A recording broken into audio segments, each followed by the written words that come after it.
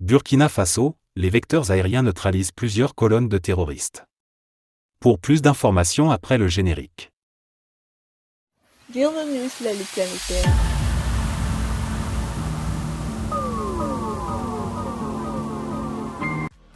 Mais tout d'abord, avant de commencer, n'oubliez pas de vous abonner et activer la cloche de notification, car cela vous permettra de ne plus manquer les prochaines vidéos. Let's go!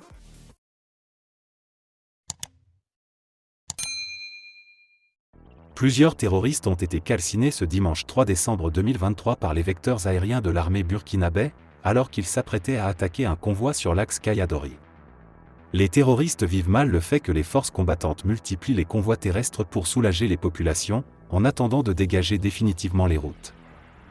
C'est ainsi que ce dimanche 3 décembre 2023, ces criminels ont décidé de s'attaquer à un convoi sur l'axe Kayadori. Pour ce faire, un premier groupe a quitté Pansa vers la nationale numéro 3 et s'approchait dangereusement du Diax. Arrivés à Ouintokulga, les assassins font jonction avec un autre groupe déjà sur place. Ils prennent des forces sous des arbres et procèdent aux derniers réglages. Puis soudain, un missile frappe efficacement un premier groupe de criminels assis sous un grand arbre. Le deuxième groupe pense n'avoir pas été localisé. Ses membres se cachent sous les buissons avec leurs motos et logistiques. Dans leur sérénité, ils ne verront pas le missile qui va tomber sur leur position avec fracas. Leurs munitions explosent dans les flammes, plusieurs d'entre eux brûlent avec leur logistique. Quelques rescapés engagent une course folle. D'autres fuient avec leurs motos et ne se donnent plus la peine de remorquer leurs compères qui crient à l'aide. Mais tous ces fuyards ne sont pas allés loin. Des hélicoptères d'attaque venus de nulle part vont les neutraliser jusqu'au dernier. Les opérations se poursuivent sur tous les fronts pour recouvrir l'intégrité territoriale.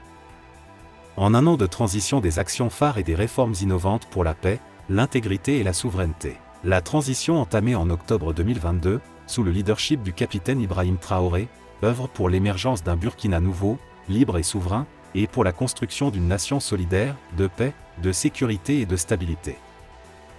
En dépit des moments difficiles et des embûches exogènes et endogènes, plusieurs chantiers ont été engagés et des actions fortes ont contribué à faire bouger les lignes dans la dynamique d'un développement partagé au bénéfice de tous les Burkinabés. Nonobstant les défis à relever, d'importants acquis dans tous les secteurs ont été enregistrés en une année de mise en œuvre. Cela a été possible grâce à la vision du chef de l'État et à l'engagement de l'ensemble des Burkinabés dans un élan de solidarité, de patriotisme et de souveraineté.